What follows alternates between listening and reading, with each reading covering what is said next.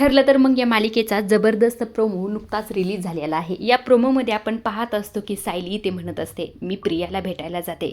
प्रियाला भेटल्याशिवाय माझ्या सर्व प्रश्नांची उत्तर मला काही मिळणार नाहीत की मीच खरं तन्वी आहे का, असं म्हणून आवरून आता जेलमध्ये जाण्यासाठी निघालेली असते।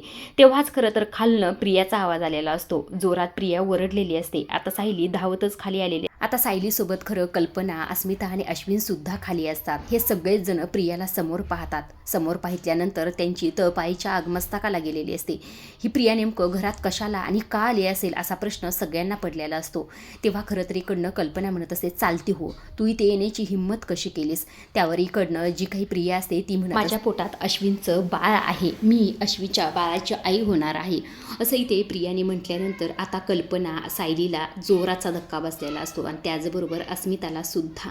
तेव्हा इकडनं सायली म्हणत असते, तू खोटारडी आहेस, हे सगळं काही खोटं आहे, असं म्हटल्यानंतर प्रिया म्हणत असते, मी खोटं अजिबातच बोलत नाही, तू हे सगळं काही अर्जुनला विचार, अर्जुनला सगळं काही माहीत आहे, त्यांनी तुझ्यापासून हे सगळं का लपवून ठेवलं हे त्यालाच विचार, असं इथे प्रिया म्हटलेले असते। अर्जुन इथे आलेला असतो आणि अर्जुनकडे सगळेच इथे पाहत असतात। आता ह्या सगळ्यांच्या प्रश्नाचे उत्तर अर्जुन कशा प्रकारे देतो आणि प्रियाच्या या प्रेग्नन्सीमुळे खरं तर अर्जुन आणि सायलीमध्ये दुरावा तर नाही ना येणार, हे खरं पाहण्यासारखंच आहे।